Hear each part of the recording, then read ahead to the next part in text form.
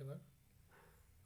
இன்றைக்கி டேட் பார்த்தீங்கன்னா 19th January 2026 Monday news paper. இன்றைக்கி தினமணியில் இருக்கிற சில இம்பார்ட்டன்ட் நியூஸ் பற்றி பார்க்கலாம். சரிங்களா? ஃபஸ்ட்டு என்ன கொடுத்துருக்காங்கன்னா ஒரு ஆட் மாதிரி ஒன்று கொடுத்துருக்காங்க பாருங்கள். வளர்ந்த பாரதம் வேலைவாய்ப்பு மற்றும் வாழ்வாதாரத்துக்கான உத்தரவாத திட்டம், விபிஜி ராம்ஜி, அதாவது எம்ஜிஎன் ரேகாவுக்கு பதில் இந்த திட்டத்தை நம்ம மத்திய அரசு கடந்த டிசம்பரோட குளிர்கால கூட்டத்தொடரில் நிறைவேற்றியிருப்பாங்க மசோதா மூலமாக.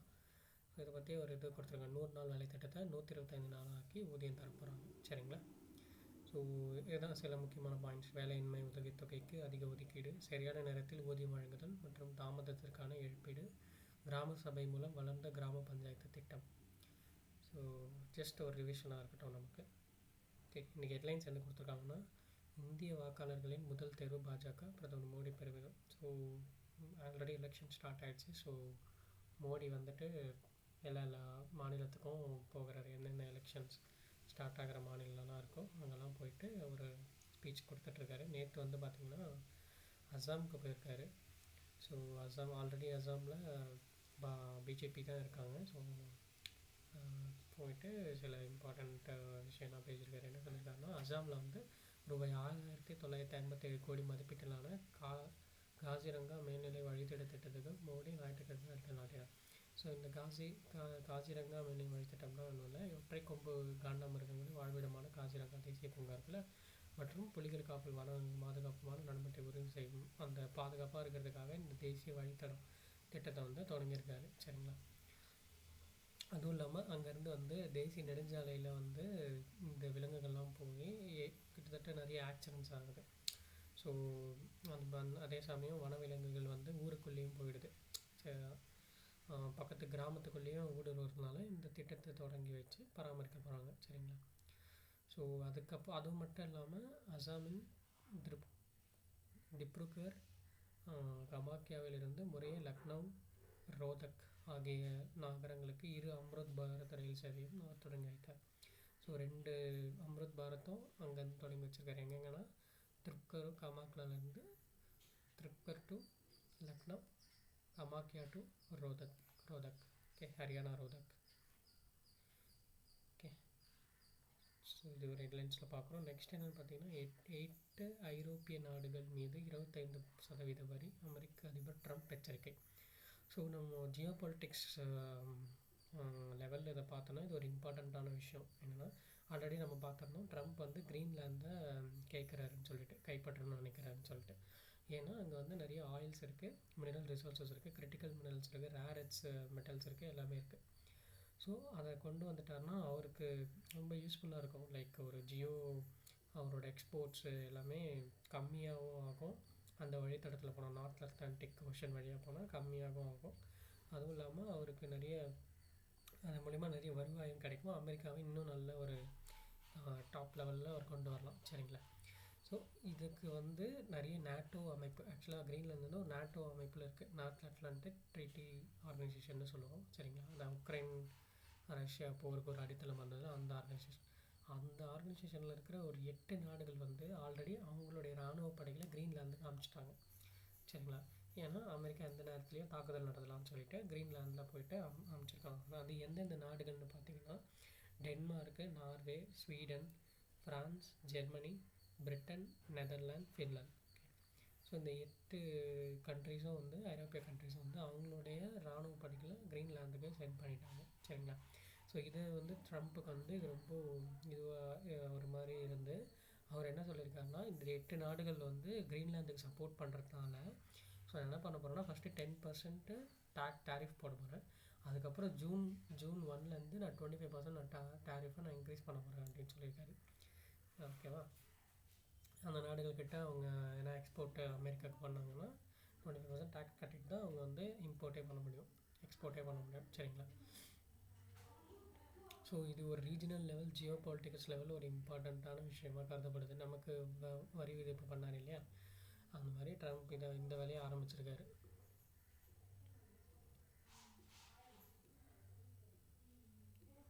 ஜஸ்ட்டு தெரிஞ்சுக்கோங்க எந்தெந்த நாடு அவங்க என்ன குழு, நேட்டோ.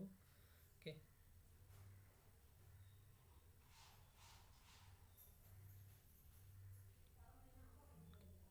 நெக்ஸ்ட் ஒரு இம்பார்ட்டண்ட்டான நியூஸ். தமிழ்நாட்டில் சாகித்ய அகாதமிக்கு நிகராக செம்மொழி இலக்கிய விருது ஸ்டாலின் அறிவிப்பு. ஸோ இந்திய மொழிகள் வெளியாகும் தலை சிறந்த படைப்புகள் வந்து தமிழக அரசு சார்பில் செம்மொழி இலக்கிய விருதுன்னு சொல்லிட்டு ஒன்று வழங்க போகிறாங்க. அது வந்து இந்திய லெவலில் இந்திய லெவலில் தயாரிக்கப்படக்கூடிய இலக்கியங்களுக்கு இதை பண்ண போகிறாங்க. இதுக்கு வந்து அந்த விருது ப்ளஸ் ஒரு 5 லட்சம் பரிசு தொகையும் வழங்கப்பட போகுது அப்படின்னு சொல்லிட்டு நேற்று நம்ம ஸ்டாலின் அறிவிச்சிருக்காரு. ஏன்னா சாகித்ய அகாடமி விருது இருக்குங்க இல்லையா, ஒரு இந்தியா லெவலில் பெஸ்ட்டு நாவல்ஸ் எது, பெஸ்ட் இது நூல் எதுன்னு சொல்லிட்டு சாகித்ய அகாடமி விருது கொடுப்பாங்க ஒரு செக்ஷன்லேயும். அந்த மாதிரி செம்மொழி இலக்கிய விருது வந்து இந்திய மொழிகள் தமிழ் தவிர்த்து பார்த்திங்கன்னா தெலுங்கு, கன்னடம், மலையாளம், ஒடியா இங்கே கொடுத்துருக்காங்க பாருங்கள், மற்றும் மராட்டிய மொழிகளில் வெளியாகும் சிறந்த படைப்புகளுக்கு ஆண்டுதோறும் செம்மொழி இலக்கிய விருது வழங்கப்படும் அப்படின்னு சொல்லி இது எதுக்காக அப்படின்னா ஒரு விமர்சனமாக வச்சுருக்காரு. ஏன்னா ஆக்சுவலாக வந்து லாஸ்ட் இயர் வந்து சாகித்ய அகாதமி விருதுக்கு ஒரு மீட்டிங் நடந்திருக்கும் சரிங்களா, நம்ம மத்திய அரசு பண்ணியிருக்கோம். ஆனால் அது வந்து அவங்க முறையாக அறிவிக்காமல் இருந்திருப்பாங்க.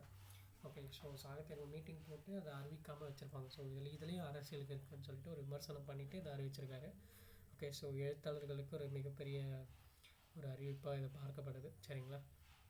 அப்புறம் நிறைய பேசியிருக்காரு. லைக் எழுத்து தான் வந்து அறிவுத்தீ வந்து பரவணும், அப்புறம் கீழடி டு பொருணை வரை கண்டெடுக்கப்பட்ட இதெல்லாம் எழுதி ஒரு ரெக்கார்டாக இருக்கணும் அப்படின்னு சொல்லியிருக்காரு. ஓகே, இதன் மூலமா இந்திய குறிப்பிட்ட மொழிகள் வெளியாகும் தலை சிறந்த இலக்கிய படைப்புகளுக்கு முதல் கட்டமாக ஃபஸ்ட்டு தமிழ், தெலுங்கு, கன்னடம், மலையாளம் இந்த மொழியில் சிறந்த படைப்பு ஆண்டுதோறும். அப்புறம் நெக்ஸ்ட்டு மொழிலாம் இருக்குது இல்லையா, லைக் ரொம்ப ரீஜனலாக போனீங்கன்னா நிறைய மொழி இருக்குது. அந்த நார்த் சைடாக இருக்கட்டும், நம்ம கன்னடாவில் துளுன்னு ஒரு மொழி இருக்குது, அது மாதிரி நிறைய இருக்கும். ஸோ அதுக்கு இல்லாமல் அடுத்தடுத்த ஒரு செக்ஷன் தான் பண்ண போகிறாங்க சரிங்களா. ஓகே, இது ஒரு இம்பார்ட்டன்ட் நியூஸ், ஞாபகம் வச்சுக்கோங்க. நெக்ஸ்ட்டு பார்த்தீங்கன்னா ஸோ பொங்கல் முடிஞ்ச எல்லோரும் சென்னை திரும்பிட்டு இருக்காங்க, அதை பற்றின நியூஸ் கொடுத்துருந்தாங்க நிறையா. அப்புறம் எலெக்ஷன்ஸ் நியூஸ் நிறைய இருந்துச்சு. இன்றைக்கி ஆர்டிக்கலும் பார்த்தீங்கன்னா மகாராஷ்டிராவில் பிஜேபி எலெக்ஷன்ஸ் நகராட்சி எலெக்ஷன்ஸில் ஜெயிச்சிருந்தாங்க. ஸோ அதை பற்றி ஒரு ஆர்டிக்கல் கொடுத்துருந்தாங்க. அப்புறம் நம்ம இவர் மாதவ் கட்கில் ரீசெண்டாக இறந்து போயிருந்தார் இல்லையா, ஜனவரி 7 மேற்கு தொடர்ச்சி மலை பற்றின ஒரு ரிப்போர்ட் ரெடி பண்ணி கொடுத்தவர். அப்புறம் யுஎன்னோடைய இந்த விருது சாம்பியன்ஸ் ஆஃப் தி எர்த் விருது, அதையும் ஐநா சபையோட சாம்பியன்ஸ் ஆஃப் எர்த் விருது அதையும் இது பண்ணியிருந்தார். ஓகே, ஸோ பத்மஸ்ரீ, பத்மபூஷன் உள்ளிட்ட பல விருதுகள் ஒரு ரிவிஷனாக இதை பார்த்துக்கோங்க சரிங்களா. மாதவ் கட்கில் என்னென்ன பண்ணார், என்னென்ன அவார்ட்ஸ் அவருக்கு கொடுத்தாங்க, ஓகே அவர் எப்போ இறந்து போனார் அந்த மாதிரி. Okay, next will go to okay, இங்கே நேற்று வெஸ்ட் பெங்காலுக்கும் மோடி போயிட்டு அங்கே ஒரு அம்ருத் பாரத் ரயில் திட்டத்தை தொடங்கியிருக்காரு. எங்கேருந்துன்னா தாம்பரம் டு கொல்கத்தா. ஆல்ரெடி அங்கே ஒன்று பார்த்துருந்தோம், அசாம்லேருந்து லக்னோவுக்கு, மறுபடியும் அதே சேம் அசாம்னு ஒரு லொக்கேஷன்லேருந்து ஹரியானாக்கு தோரக் அப்படின்ற லொக்கேஷன். இங்கே வந்து பார்த்திங்கன்னா நம்ம தாம்பரம் டு கொல்கத்தாவும் இது தொடங்கி வச்சுருக்காரு சரிங்களா. ஓகே, நெக்ஸ்ட் என்ன கொடுத்துருக்காங்கன்னா மின்வரி திட்டம் கொள்முதலை குறைக்கும் தொழிற்சாலைகள். ஸோ தமிழக மின்வாரியத்திலேருந்து அதோடைய எலக்ட்ரிசிட்டி எடுக்காமல் தொழிற்சாலைகள்லாம் வந்து தனியாக அவங்க ஒரு ஸ்டேஷன்ஸ் ரெடி பண்ணி ஒரு காற்றாலை மூலிமா ஒரு சோலார் பேனல்ஸ் மூலிமா அவங்க ஒரு தனி ஸ்டேஷன் ரெடி பண்ணி அதுலேருந்து மின்சாரத்தை எடுத்துக்கிறாங்கன்னு சொல்லிட்டு ஒரு டேட்டா மாதிரி கொடுத்துருந்தாங்க. ஸோ இது வருஷம் கம்மியாகிட்டே வருது அப்படின்னு சொல்லிட்டு கொடுத்துருந்தாங்க. இதை பற்றி பார்த்திங்கன்னா 2022-23 ஃபினான்ஷியல் இயரில் 2510 crore யூனிட் எலக்ட்ரிசிட்டி எடுத்திருக்காங்க இண்டஸ்ட்ரீஸ். அதுவே 23-24 பார்த்திங்கன்னா 2435, அதுவே 24-25 பார்த்திங்கன்னா 2364. ஸோ இது வருஷம் குறைஞ்சிக்கிட்டே வருது. இதனால் பெரிய நிதி இழப்பு ஏற்படலாம். இது குறையிறதுக்கு ரீசன் என்னென்னா அவங்க வந்து என்ன சொல்கிறாங்கன்னா எலக்ட்ரிசிட்டி டிஎன்இபி விதிக்கிற யூனிட் கரண்ட் வந்து ரொம்ப அதிகமாக விதிக்கிறாங்க ஃபஸ்ட்டு. செகண்ட் வந்து எங்களுக்கு தேவையானதை நாங்களே ரெடி பண்ணிக்கிறோம். ஸோ சோலார் பேனல்ஸ் வச்சு ரெடி பண்ணிக்கிறாங்க, காற்றாலை வச்சு ரெடி பண்ணிக்கிறாங்க, இல்லை அவங்களே ஒரு சின்ன ஸ்டேஷன் மாதிரி அவங்களுக்கு தேவையான ஸ்டேஷன்ஸ் எவ்வளோ தேவையோ அவ்வளோ அவங்களே ப்ரொடியூஸ் பண்ணிக்கிறாங்க. ஸோ இதெல்லாம் ஒரு காரணிகளாக சொல்லப்படுது. இது என்ன மாதிரி முடியும்னு நமக்கு தெரியல, பொறுத்திருந்து தான் பார்க்கணும் சரிங்களா. ஸோ இதை நல்லா டிஎன்இபி இன்னும் நல்லா பண்ணணும்னா அவங்க ஏதாச்சும் ஒரு ஆக்ஷன் எடுக்கணும் இல்லை. Okay,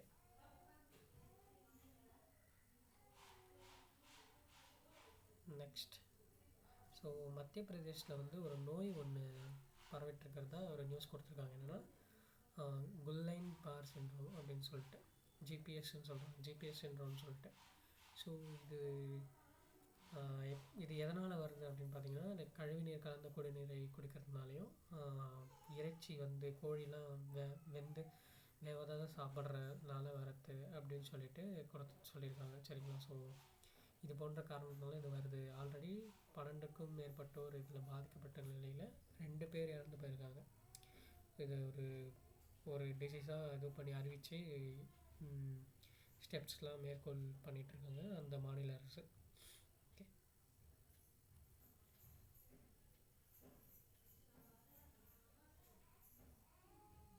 okay. இன்னொரு இம்பார்ட்டன்ட் நியூஸ். இன்றைக்கி நிறைய நியூஸஸ் இருந்தது, ஏன்னா 2 நாள் லீவ் இல்லையா? ஸோ முக்கிய எல்லா செய்திகளும் இன்றைக்கி வந்து கொட்டி கிடக்கு. ஏன்னா அந்தமானில் கடல் நடுவே மீன் பண்ணை திட்டம் தொடக்கம். ஸோ நம்ம ஜிதேந்தர் சிங் இருக்கார் இல்லையா, புவியியல் துறை அமைச்சர், அவர் வந்து அந்தமான் போயிட்டு ஒரு மீன் பண்ணை திட்டம் கடலுக்கு நடுவில் தொடங்கி வச்சுருக்காரு. அது எங்கன்னு மட்டும் ஞாபகம் வச்சுக்கோங்க. ஸ்ரீ விஜயபுரம், போர்ட்